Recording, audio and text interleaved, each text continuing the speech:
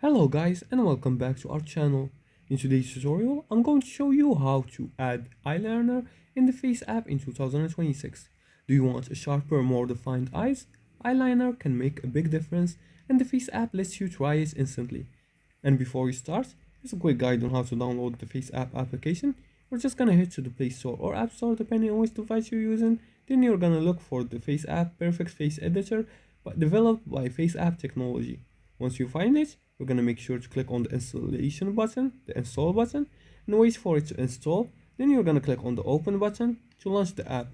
Once you open the app, you're gonna make sure to upload your image. You can choose whether to upload it via your gallery or the camera. Once you make the decision, you're gonna scroll all the way down and choose the eyeliner option. Now here, once you pick the picture, you're gonna go and click on the makeup section. Now here, you're gonna scroll from this bottom menu here to find the option for the eyeliner. So you're gonna make sure to click the winged eyeliner. As you can see here, you can choose the third option. You can choose which level you want to apply this from. You can choose the first level, the second level, or the third level. Then you're gonna apply and adjust the thickness or intensity. Then you're gonna save the image.